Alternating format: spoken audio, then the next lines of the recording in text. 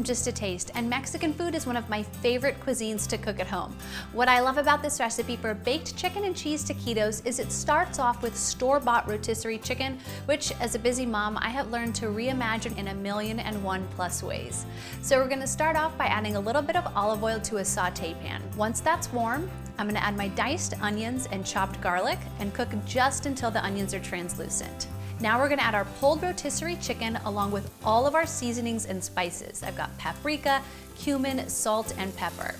And of course, we need a squeeze of fresh citrus, so I'm gonna add a little bit of lime juice. I've prepared the chicken filling, so I'm gonna transfer this to a bowl, and you can smell all of those spices and the onion and garlic with that fresh lime juice. And then to this mixture, I'm gonna add some Mexican blend cheese for our baked chicken and cheese taquitos.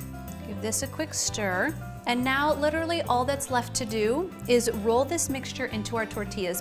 The chicken mixture is set, and I've warmed up a little bit of vegetable in a saute pan. You could also use chicken broth.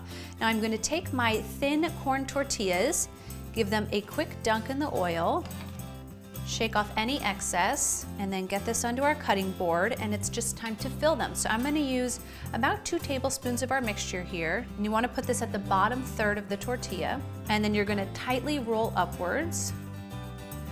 And what that vegetable oil or chicken broth does is it just helps to moisten the tortilla, so it makes it really easy to roll so that it won't crack, and then they're gonna go seam side down on our baking sheet. These will go into a 425°F oven for about 15 minutes or just until they're golden brown and crispy.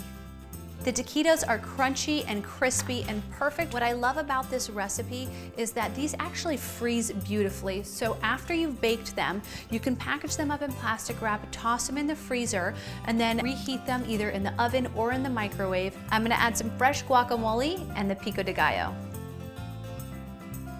Now you can ditch the freezer aisle and whip up homemade baked chicken and cheese taquitos in mere minutes. For the full recipe, check out justataste.com.